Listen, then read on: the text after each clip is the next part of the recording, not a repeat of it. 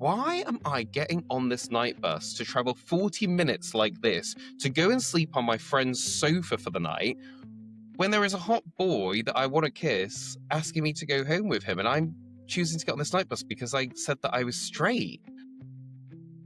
When a bisexual person breaks up with someone, they're not just breaking up with that person in the way that a gay and a straight person does. You are leaving that way of life.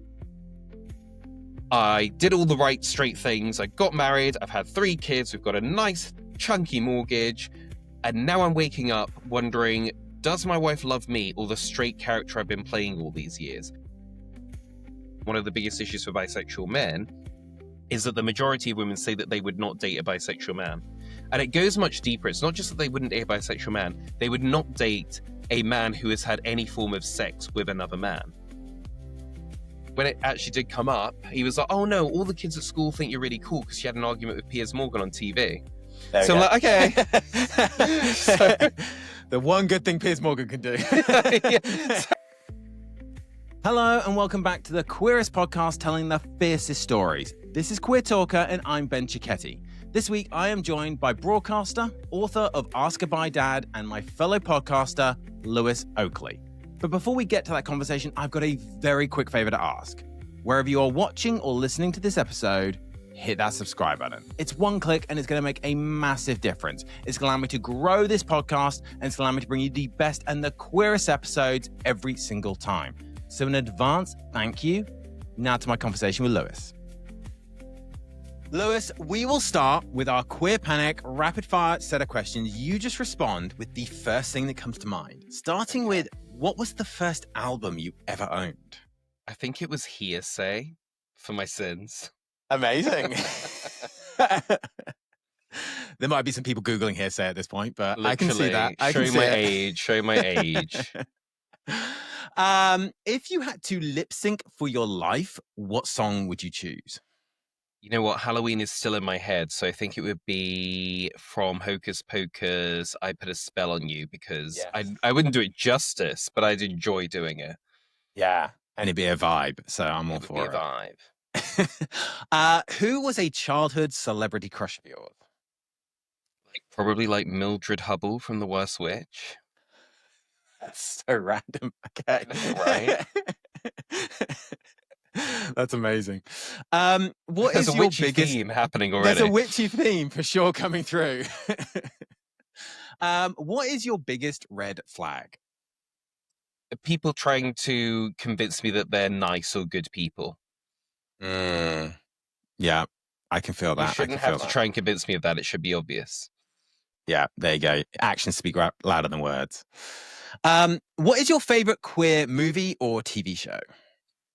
Okay, I'm going to get in trouble for this, but Lucifer, because Lucifer is bisexual, it is confirmed, and it was quite nice to have a bisexual man that was suave, a little bit problematic, a bit naughty and cheeky, and just having fun with it. Obviously, it would have been great if he'd have said the word bisexual in those 5 seasons, but we take what we can get in the bisexual community.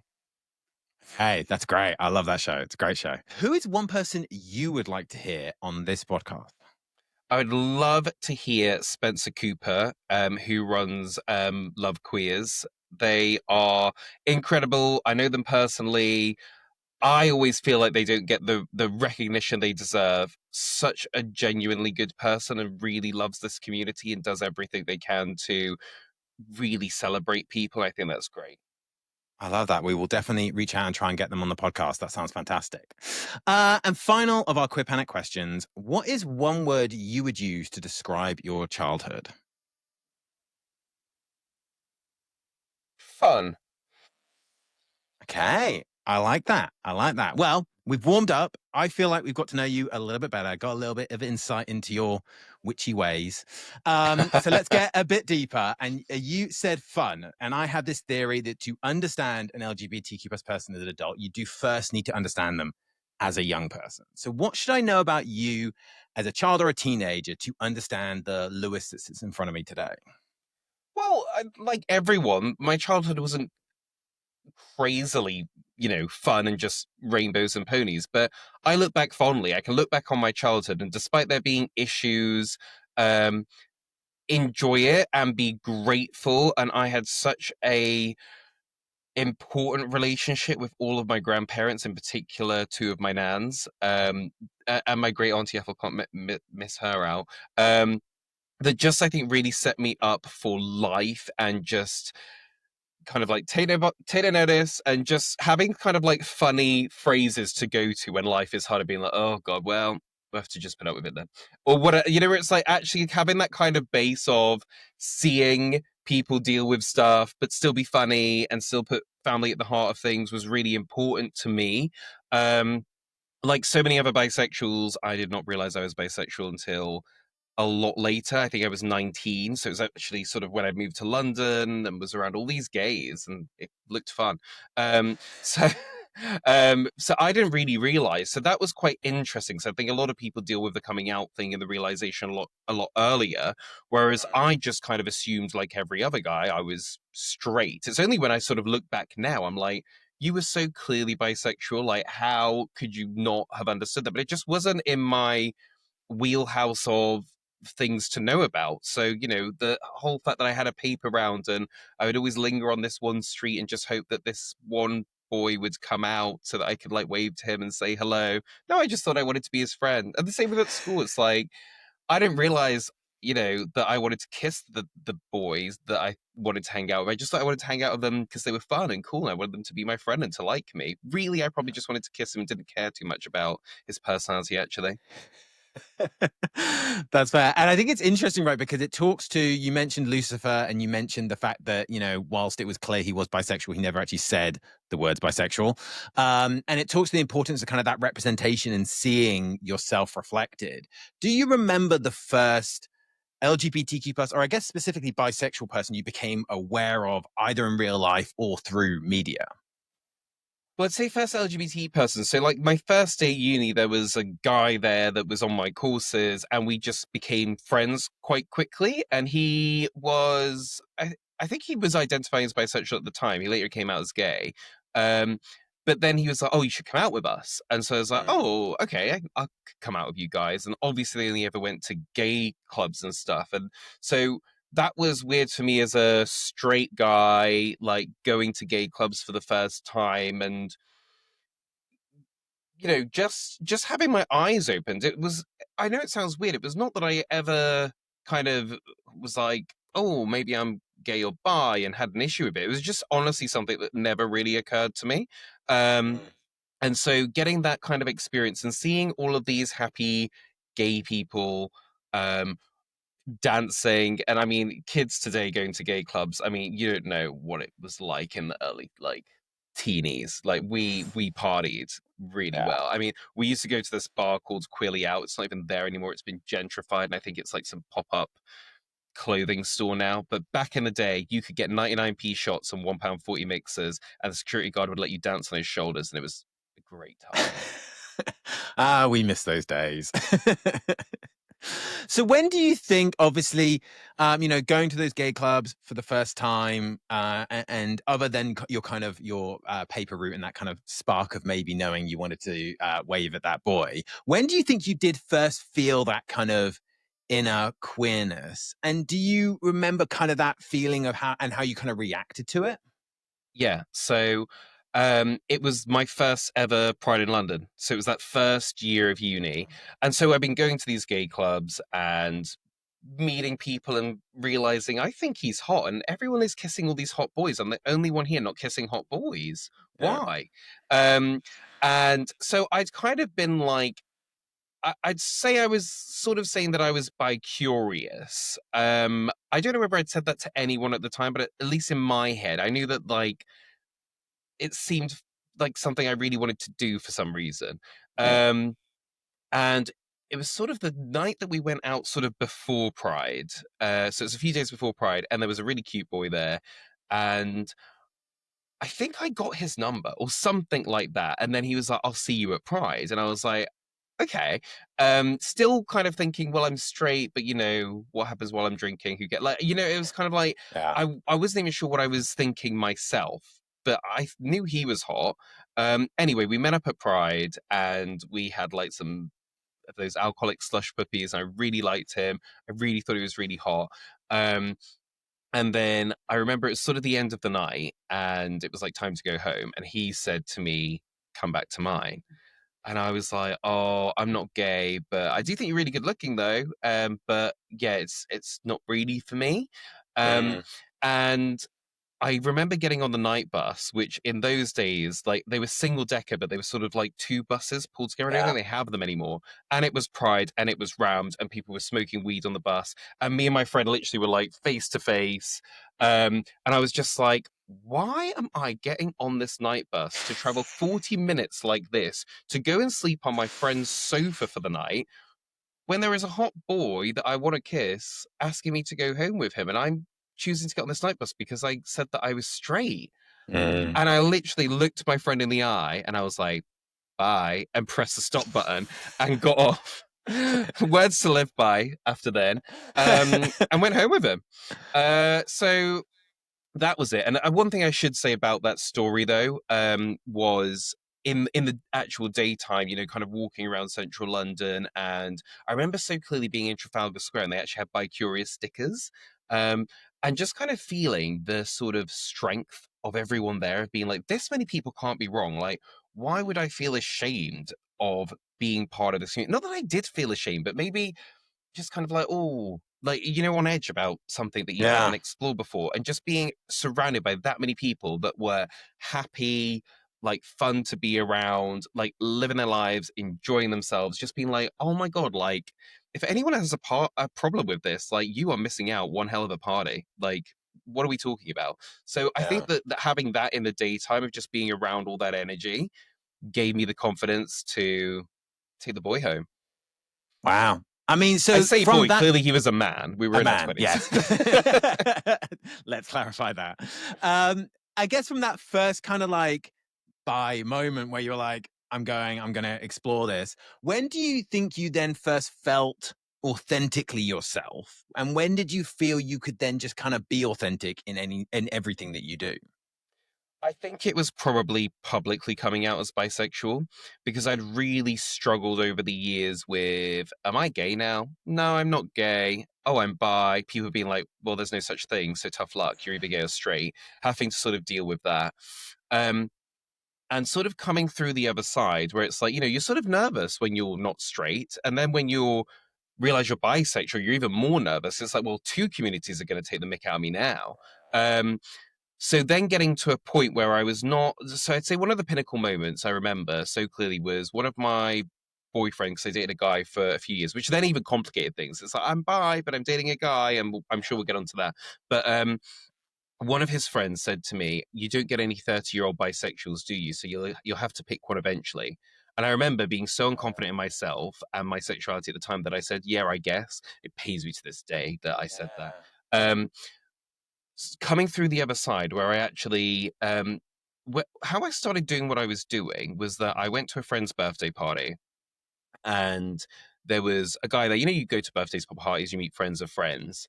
And I was speaking to this guy, and he was like, "Are you single?" I was like, "No, I'm dating someone. She's this really great girl." And he was like, "Girl? Oh, honey, you're gayer than me." And then proceeded to then rip into bisexuality for a minute. And by that point, I was actually strong, confident in Yeah. myself, confident in bisexuality. And I went to town on him and was just like, threw everything at him. And he was like, he actually, to be fair to him, it wasn't an argument, it was more of a monologue. And he was really quiet for it. And then he turned to me and was like, that's really good. You make really good arguments. Like, you should do something with this. Like, you should write something. And then he basically was like, I've got this website. You could write this thing. Like, it'd be interesting to hear from someone like you. I was like, okay, don't know how this turned out into I'm writing something. So my first article I wrote like pretty, you know, tipsy on the tube on the way home on my notes app. Obviously, checked it the next morning and Yeah. sent it. And then everything sort of grew from there. And I think that doing that made me feel authentic. It was like, it's not just that I have made peace with this myself. I actually have the strength now and the belief to try and do my best to make sure no one else feels like I did, that this is an issue, and to go out and have arguments with people that have a problem with it. Like, I'm up for it. And that has felt to me what's made me authentic. It wasn't just accepting it, it was that I had to go out and say, right, who's got a problem? Who is it? You? What's Yeah. your problem? Come on then. Yeah. Yeah, it's super interesting. So you touch on a couple of things that I find fascinating whenever I speak to either friends who are bisexual or other bisexual people on this podcast. Is there used to be kind of this phrase that kind of did the rounds, which was "buy now, gay later." And I think it came from, or my suspicion is, and you'll correct me, I'm sure if I'm wrong, is it came from the fact that people like me, gay men, would use kind of bisexuality as their litmus test for coming out, right? They would say, well, I'm bi to kind of, I guess, try and make people more comfortable with it, and then later come out as gay. But they were probably never actually bisexual. That clearly, I assume, did real damage to how people perceive bisexuality, though, right? They see it as almost like a stepping stone to one or the other. How do you think we can, first of all, do you think kind of my analysis of it is correct? But then also, how do you think we can untangle that legacy and kind of empower bisexual people in the way that you're clearly trying to? Yeah, it's interesting. It's a very multifaceted issue, but it is one of the biggest issues I think bisexual people face, because you're absolutely right. A lot of gay men historically would say that they were bi to sort of check the waters and then come out as gay. And there's research on that. I think it is something crazy. Like, I think it's something like 80% of gay men do that. But what's more surprising is that most of them know they're not actually bisexual at the time, that they know that they're gay and they're just either struggling with that themselves or just really just testing the waters. And it does real damage. Now, I've given this a lot of thought over the years, as you would have thought. So number one is that we cannot judge anyone's coming out journey. Coming out is really hard, and whatever you need to do to ease the path is just what had to happen. You know what I'm saying? So I'm not there kind of saying like, you gays, look at what you've done, like you've caused all this stigma. But It's all our fault. yeah. But what I really take issue with is gay men that do that and then only see sexuality for their own experience and then will say, oh, bisexual, yeah, I used to be that. Eventually you'll come out as gay. It's like, no. You actually did some reputational damage. We forget about that. We chalk that up to coming out. It is what it is. But you don't have any authority or right to then go around assuming that everyone is doing what you did. For some people, bisexuality is just what they are. It's not a coming out vehicle like it was for you. So that is sort of one thing that we need to get clear in the heads of a lot of people. Particularly, like, this issue runs really deep, because if we look at the LGBT, the majority of people in the LGBT are bisexual. Like, numbers wise, we're about 52% of the LGB, if the bit that looks at sexuality, 52%. Yet we receive, depending on what report you're looking at, and there's been a lot of reports, we receive about 1% of annual LGBT funding. So we're part of this movement and group and all of these organizations that say that they're safeguarding us, but we get the minimal amount of monetary input. And that means people are less likely to be looking at the issues bisexuals are dealing with, certainly not looking at the solutions for them, certainly not thinking we need an awareness campaign or whatever it is, or research, whatever those things are. It's not being done. And that is a big issue. And a lot of that comes down to a lot of LGBT groups that are run by gay men think, oh, what are bisexuals about? It doesn't really matter. It's not even a real thing. So it does run deep. It's not just about attitudes on the street. It's a whole wider issue. My hope is that as things are progressing, I think that now people probably are more confident to just come out as gay, that we've done a lot of work there to get rid of that stigma, so that maybe you're not getting as many people using it as that bisexuality as that vehicle as they did maybe historically. So maybe just naturally over time that might come out. I do take a lot of issue with celebrities that come out as bisexual then come out as gay. Number one, you've chosen to come to the public with this, so I'm allowed to have an opinion in a way that I probably wouldn't have an opinion with just Joe next door. But I have been in that situation where bisexuals, because of what I do, will come to me and say, oh my God, isn't it great that, I'm not going to go off on a celebrity here, but insert celebrity name has come out as bisexual. It makes me feel so great that we've got, an Olympian or a swimmer that's like raising the flag for us. Like, more people are going to, then a few years later when they come out as gay, suddenly they went from being this inspiration to they're an example to beat you with. I definitely have had a lot of people that are like, oh my God, now when I'm saying bisexual, they're like, oh, like insert celebrity name was from this show. Yeah, that lasted long, didn't it? And that causes real damage. And fair enough to them if that is their journey that they've been on, but you have to, as a public figure, then come back out and say, look, it turns out bisexuality wasn't for me. Obviously, it's a valid. You have to come back and do Yeah. that, because you do too much damage otherwise to almost the reputation of bisexuality. And look, there's a lot of other things to this situation, but I don't want to understate how much bisexuals not being taken seriously impacts things. It impacts our mental health. It impacts literally the funding and the attention and care that people that have put themselves in charge of our care, like LGBT organizations, give us. Like, it's very multifaceted, and that's why it feels for a lot of bisexuals like things just have not really moved on, that it's still this issue of like, could you imagine if, like, as gay men, it was like, oh, our biggest issue is no one believes that it's a thing. It's like Exist, yeah. you just hope that there's so much more to do and to fix. Like, can we not just get past that first hurdle? Yeah, it's a real thing. My God. Yeah, I agree. I think it's an incredible challenge, and I think there is a lot to kind of unpick about how society and even like the LGBTQ plus community itself has treated bisexual people.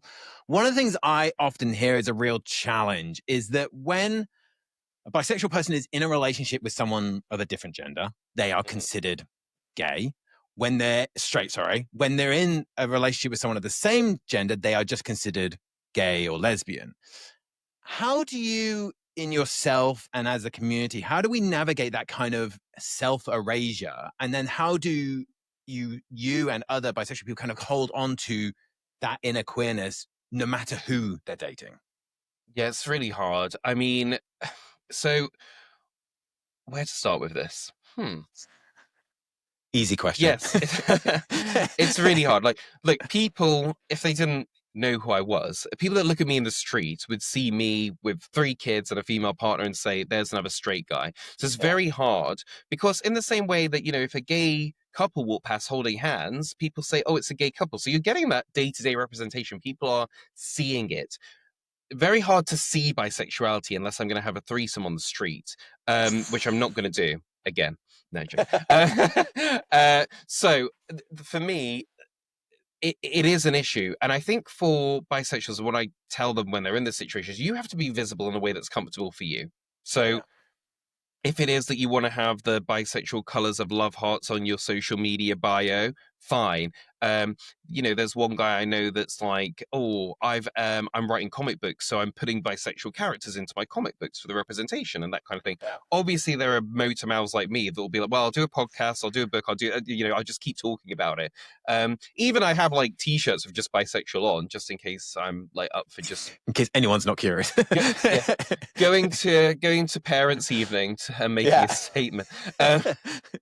So everyone has to do what they're comfortable with. It is hard, and look, we are a visual species, and that happens. And I think I was talking about this on, I think it was on. So I've just launched a YouTube series myself called Bispective, and I think I was talking about it on this, which is that the there's this stigma, I guess, that bisexual people, they've got such a sexual appetite, you just can't quench it. That's why you should never date a bisexual, because they're obviously going to cheat. I actually think the reverse is true, and there is data to suggest that bisexual people are more likely to experience violence in a relationship. And I believe it's because bisexual people stay in relationships that have become toxic for too long. And the reason I think that is the case from years of having an advice column where I speak directly to bisexual people is because when a bisexual person breaks up with someone, they're not just breaking up with that person the way that a gay and a straight person does. You are leaving that way of life. So you are losing your connection to the queer community in some cases if you go from dating someone of the same gender to someone else. That connection can be gone, and then suddenly you are like me doing the school run and stuff and being like, I haven't seen an LGBT person in weeks. Like, oh my God. And the reverse is true as well. So you might be in a relationship and be like, you know what, I really want kids, and we don't have to go through surrogate or serial adoption. It's going to be so much easier this way. Like you lose all of that. So you're happy, even the holidays you can take and countries you can go to in the world, so much of that is dependent on the person you're with. Whereas, a gay man might say, look, I know I'm never going to be able to have a biological child with the person I end Yeah. up with, although hold out because there is some interesting scientific news on that. But they've kind of factored that in, and it's not dependent on the partner. It's always going to be the same thing dependent on the partner.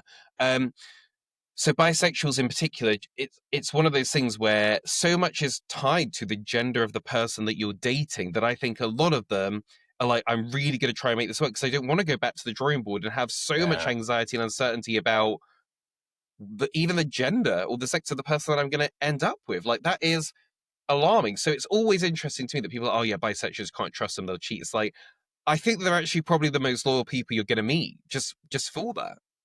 Yeah. I also think it's super interesting because you said a little bit earlier when you were having that conversation with someone at a party that, you're going to get to 30 and just going to have to choose. But ultimately, you can't choose, right? Like that's the reality. You are going to fall in love with whoever you fall in love with, and that's who you're going to end up with. Like that feels like such a obvious thing, but I feel like that's something people don't quite understand. Is a bisexual person can't just sit there and go, I'm gonna when I'm 29, I'm gonna start dating a girl because I want to be in that style of relationship. It's going to be who it's going to be. Yeah, there's a lot of people that think that way, and even some bisexuals that probably think that. And I in my advice column and in the book, I literally write something along the lines of, okay, picture this then. You're in a loving relationship. Let's say it's with me. So you're in a loving relationship with a man. You've been together 2 years, you brought a house, and then suddenly on your 32nd birthday, an alarm goes off on your phone and you say, oh my God, we've got to break up because I told myself I'd be with some random female by the time I'm 33. Yeah. So goodbye, should we get the box set? Like that just doesn't happen in life. You know what I mean? Like, you meet Yeah. people, everyone's got something, and it's not saying that if you are opposite sex that you're both going to be able to have kids anyway. You know what I mean? And that's Yeah. just one example of one issue, but it's just not how life works. You meet people, you fall in love, everyone's got some sort of problem that you overcome together, maybe just that they're annoying, whatever it is. And that is the way things work. So this idea that bisexuals have game plans, I just don't know anyone that cold calculated or that disciplined to actually go through with that after being with someone for a couple of years. I'm just going to give up a really happy, healthy relationship in the hopes of Because of maybe this. meeting someone of a different gender that I can do all this with, but they'll be a Yeah. different gender. Like that, people just don't talk like that. No. And it is just kind of one of those random stigmas that still exist that people do think that is this kind of perception. I also think, and I think it was in my research, which sounds creepier than it is, when I was kind of getting ready to record this podcast, is you talked about how damaging it can be for bisexual people to quote unquote play it straight, right? Because you could make the argument they could theoretically just choose, well, I'm just going to be with people of the opposite gender. I'm never going to embrace my bisexuality. How dangerous is that, though? And how often, because I know you have your advice column, how often is it from people who have tried to suppress it for so long and then they get to a point where they just can't anymore? Well, you can't. So uh, I'll just answer this with the most common question I get into my advice column. Most common question I get into my advice column is from men in their late 30s to early 50s. And it will go something along the lines of, I knew I was bisexual, but I fought it back down. Um, I did all the right straight things. I got married. I've had 3 kids. We've got a nice chunky mortgage. And now I'm waking up wondering, does my wife love me or the straight character I've been playing all these years? I've accepted all of this nonsense from her over the years. I don't know if she could accept this about me. But I don't want to die thinking, oh my God, the person that I am in it with, the person I love the most, might feel differently about me if she knew this one thing Yeah. and if she saw the real me. That's a horrible place to be. Yeah. Yeah. It is super interesting. And I think you mentioned obviously your advice for Colin, but you also mentioned your book, Bisexuality, The Basics. I'm super curious to know kind of if that's the most common question you get. What was kind of the inspiration for writing the book? How did it come about? And just kind of talk to me about the process of putting that together. So the book, so I've had an advice column for a couple of years, which is called Ask a Bi Dad, because Ask a Bisexual was taken. but by someone that doesn't do it anymore. So I did want to take the name because that person doesn't do it anymore. But I was like, no, Yeah. you know what? I'm a dad. It probably gives you that sort of older. It's like coming to your dad to talk about things. Mm. Anyhow, so And you went for dad rather than daddy, which was smart. yeah. I feel like I would have gotten different kinds of questions if I'd have Yeah. gone for daddy. So I have been writing that for years, and then there was the publisher, and we got talking about what a book would look like, and I kind of wanted to do more of an academic-y book, I guess, of just kind of going through section by section. But we were talking about the advice column, and they kind of felt like, look, a question and answers based book might be really nice. It's nice and digestible. And I quite liked the idea of it sort of brings everything I've done into one place. One of the things that I think that I am thinking about a lot now as I'm launching a new podcast and doing stuff is like everything I've done over the years has been scattered all around the place. And rightfully so. It should have been. You know, it's right that I go and speak to the people on GB News. It's right that I go and speak to BBC. It's right that I write for the Metro and the Daily Mail and try and reach all different kinds of people because not everyone's going to find you somewhere. But getting to do a book was sort of bringing it all together under these questions. And so that was really nice. So it actually was sort of unsexily a bit of an admin task. So I had to go through all of the questions I'd ever been asked. Wow. We didn't do it. So obviously the advice column is real people. So, you know, you have like Steve from Scarborough said this. So we didn't put names on anything. I just sort of generalized questions because obviously you get questions that are all the same, you know, they all fit in the same thing. So you amalgamate. So I went through all of those. I then, and this was done in a time before ChatGPT, because ChatGPT could have done this next step for me, which was, so what am I missing? Like, what have I never been asked? Right. So I had to do that and then write the answer to the questions. And a lot of that is sort of you go back as well and say, well, what did I say about this in, 2017? It's like, and you read what you say, you're like, I think my thinking's changed a little bit actually. So it was a bit of an admin task and then a bit of a creativity task when I was really getting into the nitty gritty of the questions and also trying to make sure, because a lot of the times when you write articles and things like that or have it be on the news, like you've either got a word count or there's a 3-minute counter climbing down. Yeah. You've got to summarize quick. So actually being able to sort of really take my time and argue different sides of it and give different examples was really good. The only thing that wasn't in the book that I wanted to put in, but it would have just maybe gotten me in too much trouble, I wanted to do a section at the back of the most common insults and questions bisexuals get, and then do a aggressive bisexual would say, polite bisexual would say, bisexual that just wants to get out of the situation would say, and give sort of 3 personas so that people had somewhere to go. Because the one thing I will say with bisexuality or bi ignorance, as I call it, because I don't like to call it biphobia, it's not evolving. Like, please, if someone has a new bisexual insult, like I could use the material. It's it's not evolving. No, if someone came up with something new that I hadn't heard before, I'd be like, I'd hug them and say like, oh well, that you've given me something fresh to work with. I'm gonna get like 10 pieces of content out of this. I'm joking, obviously. I don't want new insults, but it's like actually you can prepare people quite nicely because there's nothing people are gonna say to a bisexual that I haven't heard and prepared for, and that's sort of what the book is about. Because I think a lot of people that read it, some are bisexual, obviously, some are coming into their bisexuality, and it's been helpful for them in the feedback I've had of like, oh my God, I sort of knew this was coming. I read your book and I thought, oh my God. And then it happened and I had somewhere to go and I had some sort of reference. Because I think one thing that's not really talked about on bisexual issues is that it can be really lonely to be a bisexual. We don't have these massive communities like gay people seem to have. And there's reasons for that. If gay people didn't meet other gay people, they were not going to fall in love or have sex. Bisexual people, we do have more options. We can date gay people, we can date straight people, we can date other bi people. So there's never been that need to come together in that same way. And, the sex driver is a big driver of a lot of things. A lot of societies here because people wanted to have sex. So with bisexuals, it's slightly different with why that community would come together. But there are so many bisexuals that reach out to me and say, I don't know any other bisexuals. I have no one to ask this question to.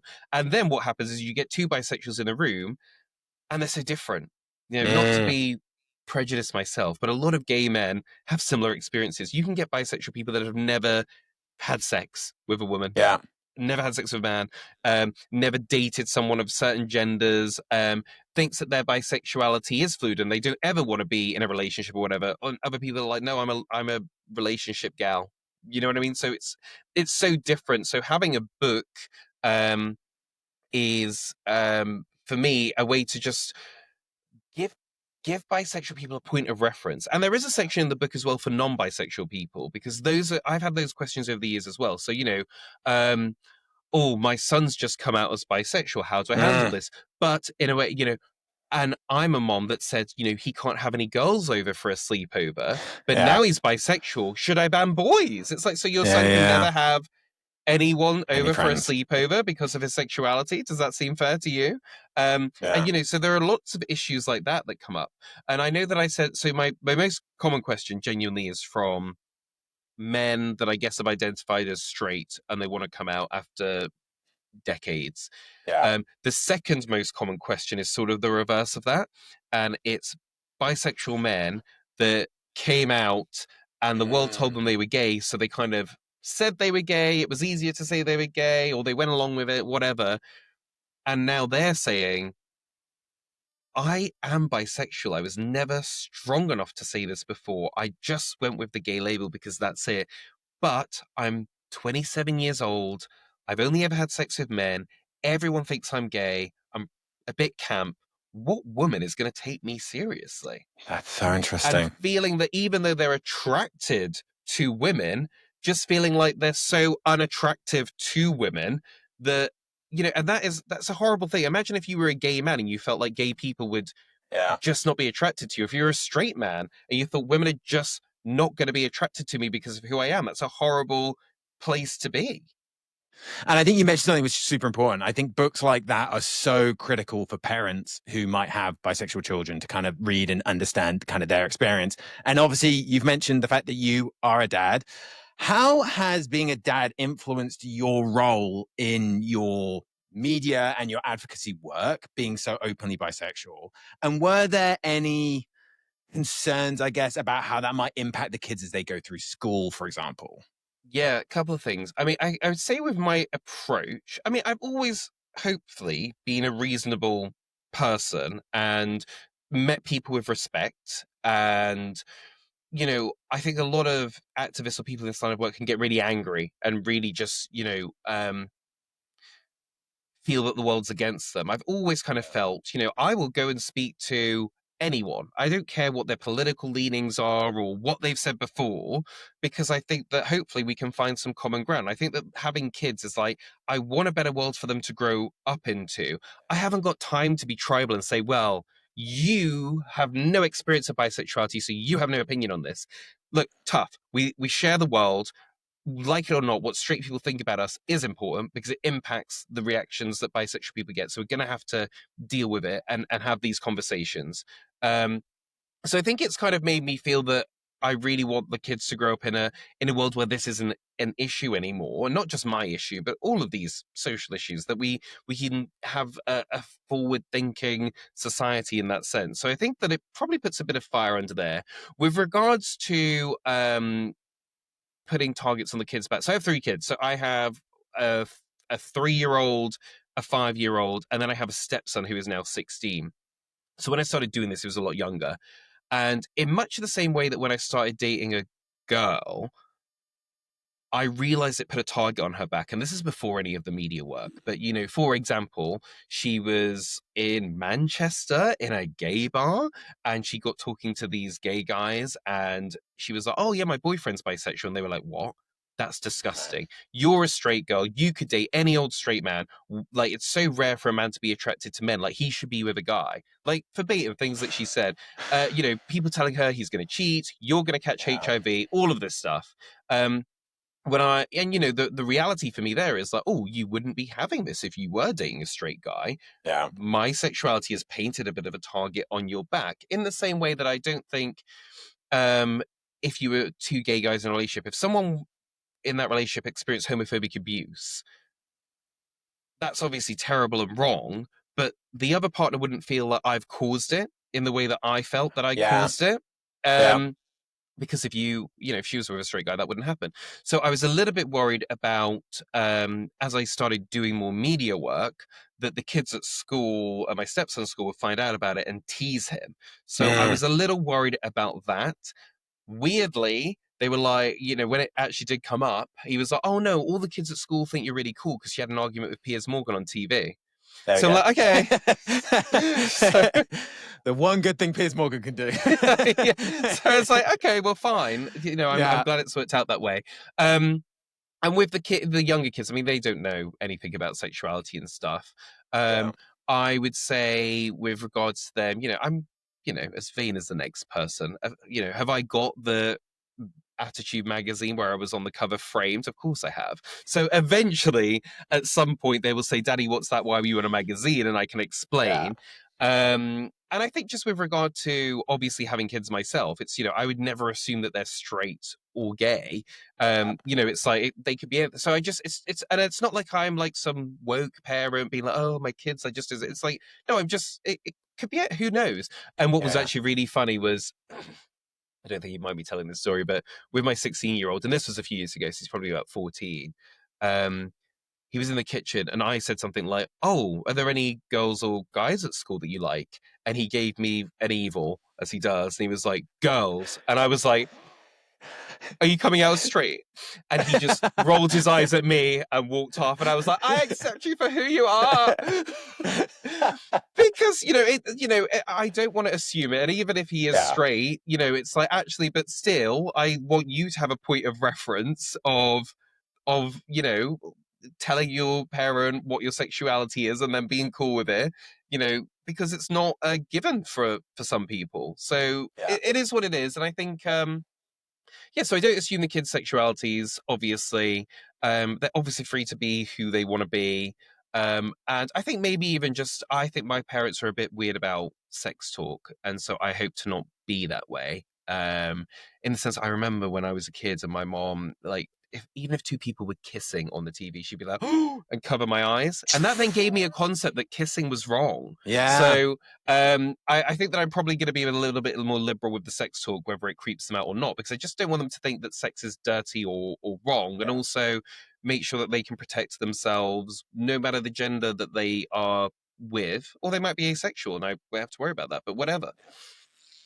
Yeah, and I think you just touched on something which I think is really important, and it comes up a lot. It's just around representation. And obviously, there can be representation in media, there can be representation in lots of different ways. And it feels like, in many ways, there are more positive bisexual representation today than there have been in the past. You have people like Nick Nelson on Heartstopper, which is a personal favorite of mine, Alex Claremont Diaz on Red, White, and Royal Blue. But I do notice that in the majority of cases, the bisexual characters do end up with someone of the same gender. And therefore they, in that representation, I guess that's how it kind of plays out in those shows and those films. Do you feel it is getting better, and is that awareness having a positive impact? And how do you deal with the fact that often that is the journey of a bisexual character on a TV show or a movie? It's them coming out as bi, but ending up with someone of the same gender.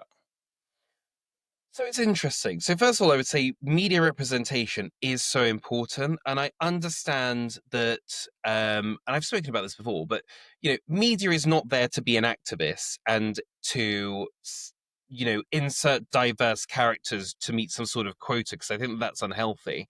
But when media gets it wrong, it can have profound impacts. So I'm looking at you, Sex and the City, where they obviously did that episode where she dated a bi guy, and there was all that stuff about, oh, it's just a layover on the way to Gay Town, and ultimately didn't want to be with him because he was bisexual. And then in later series, some probably younger viewers don't even know what I'm talking about, but Samantha then dated a woman and she was lesbian for 3 episodes and then was straight again.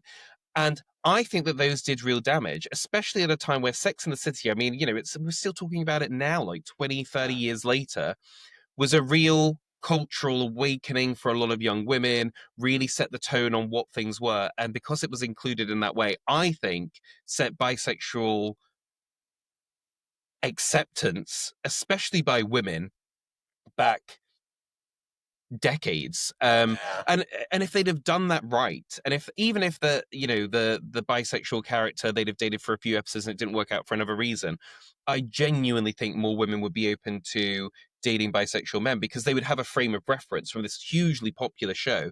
Because Yeah. one of the things we haven't talked about, one of the biggest issues for bisexual men, is that the majority of women say that they would not date a bisexual man. And it goes much deeper. It's not just that they wouldn't date a bisexual man, they would not date a man who has had any form of sex with another man. Yeah. And that is an issue because then a lot of bisexual men, and I've had people say this to me, Lewis, there's already so many people that don't want to date me. If I then come Mm. out as bi, the number of women that are going to want to date is going to go down to about 3 people that I don't find Yeah. attractive. Like, is coming out as bi just coming out as gay by default because it puts so many women off? And that's a Yeah. huge issue that we have to deal with. And I think that media is in a good position to deal with by celebrating bisexual men, not from a quota point of view, not from a having some sort of political agenda, but just by telling those stories. If they end up with a man, fine. If they end up with a woman, fine. If they end up single, Mm. fine. And I don't have an issue with, lots of those bisexual characters ended up in opposite sex relationships because that, happens. I'd rather there just be more bisexual stories so that you've got some that end up with men, some that end up single, rather than it does, tend to turn out they either get murdered, turn into a vampire, or end up in a straight relationship. So I think that is an issue. And I think there's just so many interesting bisexual stories to tell. And one of the Yeah. things that I was talking about on my other podcast, Bisexual Brunch, we never got around to doing this, is we should come up with some bisexual characters and bisexual storylines. Like, let's have a bisexual storyline where he falls in love with a girl and her gay best friend. And how does that all Mm. work out?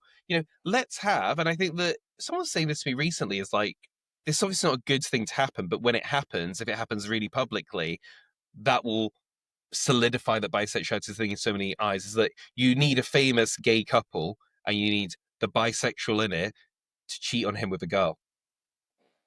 Not Right. signing off on that, not saying that's good, Yes, but I that then understand what would you be mean. like, oh, he cheated on a guy with a girl. But maybe Yeah. having that in TV shows and stuff, and people that, it's just questioning people's narrative and making people see this isn't that weird, and they're not going to run off and cheat and they're not going to do all this. I mean, in that situation, they would be. But I think that media has this incredible power, and that's what I hope, that I'm contributing to in a little way. Obviously, I'm not an actor and stuff, but being on TV, being on podcasts, just helping people with that discovery of like, bisexuality is a thing. There's some issues that go along with it. Nothing you can't navigate. Just read my book, and life will be good. Yeah, it is super important though. It's so important that people hear their stories told. I think shows like the soap operas here in the UK definitely have the opportunity to do that because they can tell multifaceted stories. Often with movies, it's a single arc and it has to end in one way or another. Whereas TV shows can definitely explore that a little bit more. We started this conversation talking about you as a young person. So I would love to revisit young Lewis. If you could give your younger self one piece of advice, what would it be? And would it be different if I said, what advice would you give to a young LGBTQ plus person today? What would I tell my younger self? I would probably tell my younger self, and this is not my quote, it's someone else's. I don't know who, so I can't credit them. But it's something along the lines of, what makes you weird as a child is what will make you successful as an adult. Yeah. And I think I probably spent a bit of my childhood thinking that I was a bit weird or didn't fit in. And especially growing into the LGBT stuff of feeling like, oh my God, I'm bisexual. That's going to be an issue. Like, how am I going to tell my parents? Like, what's my dating life going to be like? Like, what does this mean? But actually, once you learn how to lean into that stuff, like, look at me now, writing books, doing podcasts, like, not even having the slightest bit of anxiety about telling someone that I'm bisexual, and actually it being a plus. And in some other ways too, outside of sexuality, some of my weird little hobbies and interests, might not be interests anymore, but actually they taught me about what I use now in my life, which is, not giving up, not, being a perfectionist, Yes. getting this right until it's absolutely right, and just Yeah. being absolutely obsessed with something until it's done, was a transferable skill. So, I might not be doing whatever I did as a child anymore, but now I actually am like using those transferable skills and just kind of backing myself as well was Yeah. quite important to learn. So I don't know if I answered the question there, but that's my complicated thoughts. You did. And I do love that idea of, the things that make you feel different when you were younger are the things that will make you stand out and be who you are as you get older. Look, I appreciate you so much being on this podcast. And there's so much more to this sort of conversation. And people can get that from things like your podcast, Generation Uncharted, and of course, your book, Bisexuality, The Basics. But Lewis, thank you so much for being on the podcast with me today. Thank you so much for being our final guest of 2025, which is incredibly exciting. And just thank you so much for all your work and spreading such positive bisexual representation for everyone. Thank you so much for having me. It's honestly been a delight to have this chat.